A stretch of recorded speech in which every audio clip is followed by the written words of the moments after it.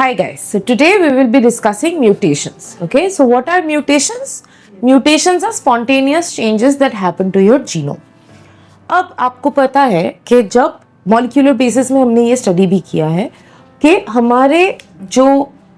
हमारा जो डीएनए है वो अपने आप को ट्रांसक्राइब करता है into an mRNA. What does an mRNA consist of? The mRNA consists of triplet codons, right? We have a total of 64 of such codons, out of which one is a start codon and 3 are stop codons. Correct? जो बाकी के 60 codons हैं, they code for your 20 amino acids, है ना? अब ये जो codon sequence है, इस sequence को आपके ribosomes एक sentence के जैसा पढ़ता है. It studies it, it reads it like a sentence, right? So her sentence की एक syntax होती है. For example, जब हम English में कुछ लिखते हैं, for example, if I were to write, all the nurses are busy. ठीक है? तो इसको जब हम पढ़ेंगे, इसका एक syntax है. बीच में एक स्पेस रहेगा, हर वर्ड के बीच में एक स्पेस रहेगा. एक सब्जेक्ट होगी, एक वर्ब होगा, राइट? सिमिलरली आपके जेनेटिक कोड का भी एक सिंटैक्स है, मतलब उसमें कॉमास नहीं होते. It starts with a start codon, ends with a and codon, है ना? इस सिंटैक्स में अगर चेंज हो गया तो आप पढ़ नहीं पाओगे. करेक्ट? तो अगर फॉर एग्जांपल इस सिंटैक्स में मैंने ये वाला वर्ड हटा दिया, नर्सेज अब नहीं है, तो all the are busy, sentence का कोई मतलब ही नहीं रहा. करेक्ट? तो मैंने एक वर्ड चेंज किया. तो अगर हम आपके सेंटेंस में से कोई एक वर्ड चेंज करेंगे, मतलब अगर हम आपके जेनेटिक कोड में से कोई एक एक ट्रिपलेट कोड को चेंज करेंगे, उसे हम, या फिर एक बेस पेयर को चेंज करेंगे, उसे हम पॉइंट म्यूटेशन कहते हैं. ठीक है? Right? So what is a point mutation? It is one base change in genetic sequence. अब इसके वजह से क्या हो सकता है? इसके वजह से 3 पॉसिबल आउटकम्स है. सो फॉर एग्जांपल, अगर मैं ये बिजी वाला वर्ड चेंज करके वर्किंग कर दूं, वर्ड तो चेंज हो गया लेकिन सेंटेंस का मतलब बहुत ज्यादा चेंज नहीं हुआ, है ना? तो ऐसे म्यूटेशंस जहां पे चेंजेस तो होते हैं लेकिन no apparent change in protein, उसे हम एक साइलेंट म्यूटेशन कहते हैं. ठीक है? ठीक है. अब अगर मैंने ये नर्सेज वाला वर्ड चेंज करके प्लेयर्स कर दिया, अब इस सेंटेंस का मतलब भी चेंज हुआ, है ना? क्योंकि मेन कैरेक्टर ही चेंज हो गया. उसे हम मिससेंस कहते हैं, जहां पे अमाइनो एसिड इज चेंज्ड. ठीक है? इसके वजह से प्रोटीन चेंज होगा या नहीं वो अलग बात है, बट अमाइनो एसिड में चेंज होगा. और अगर थर्ड केस में मैंने यहाँ पे आर के बाद एक फुल स्टॉप लगा दिया, सेंटेंस का मीनिंग तो गया ही, ऊपर से सेंटेंस पहले ही खत्म हो गया. करेक्ट? उसे एक नॉनसेंस म्यूटेशन कहते हैं. When amino acid when the change causes the codon to change into a stop codon. Prematurely आपका ट्रांसलेशन बंद हो जाएगा. तो ये 3 हो गए आपके पॉइंट म्यूटेशंस. ठीक है? अब अगर मैं ऐसे म्यूटेशंस के बारे में बात करूं जिसमें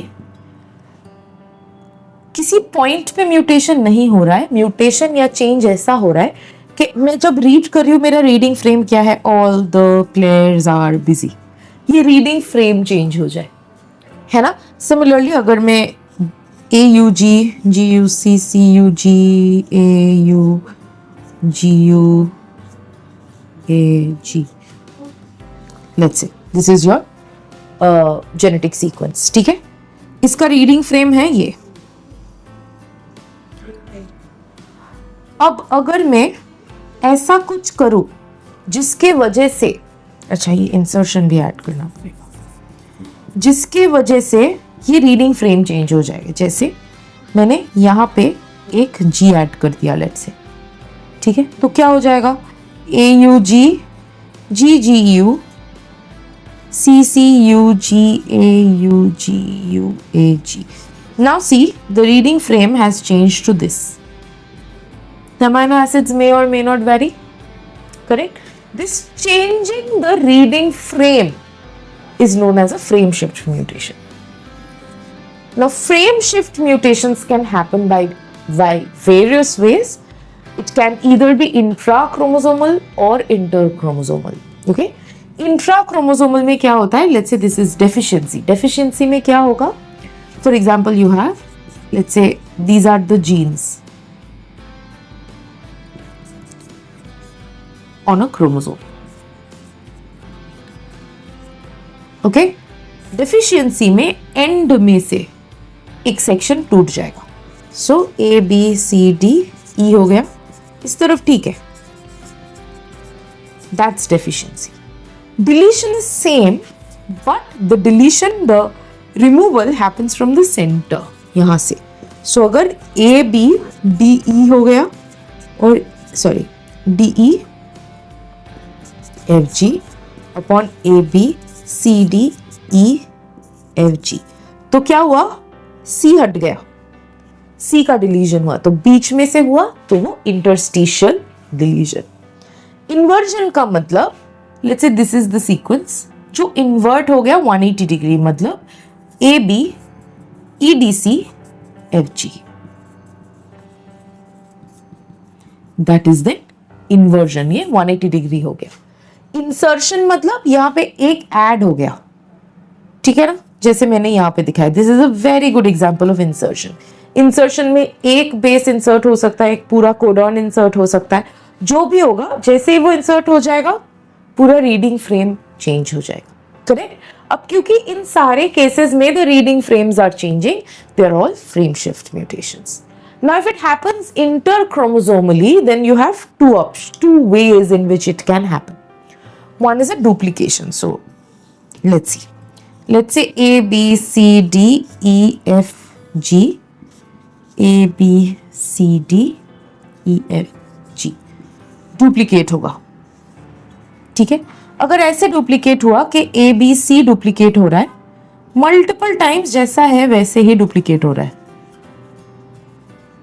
फिर बाकी का रह गया ABCD ABC ABC ABC ABC D E F G.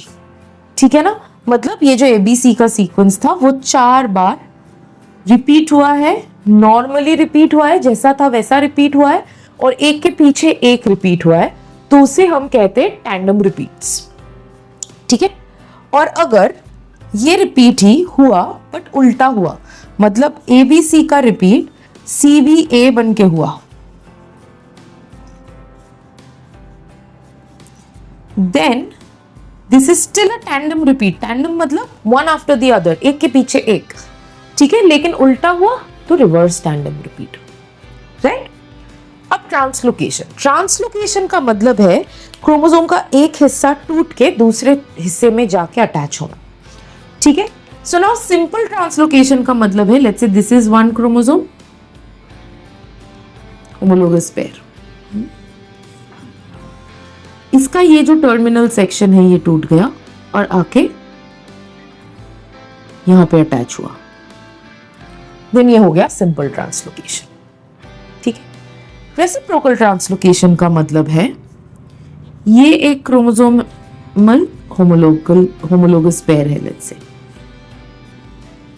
इसका ये वाला हिस्सा टूटा. ठीक है, इसका ये वाला हिस्सा टूटा, ये यहां आया, ये यहां गया, तो दोनों के बीच में इंटरचेंज हो गया, तो वो हो गया रेसिप्रोकल ट्रांसलोकेशन. और शिफ्ट ट्रांसलोकेशन का मतलब है, let's say this is again a homologous pair of chromosome, इसका ये वाला हिस्सा टूटा और इसके भी इस वाले हिस्से में एक किंक आया, और ये जो सेक्शन है वो यहां आके घुसा, मतलब इंटरकैलरी किसी इंटरस्टिशियल सेक्शन में आके घुसा. तो इसका मतलब सिंपल में एंड टू एंड, रेसिप्रोकल में बिटवीन बोथ, एंड शिफ्ट में एंड और सेंटर टू सेंटर. ठीक है, I hope this much is clear. I have tried to cover all kinds of mutations in this. If you have any doubts, please let me know. Keep following the channel for more such videos, and keep preparing for your NEET. If you have any doubts in any other topics, you can also let me know. Thank you.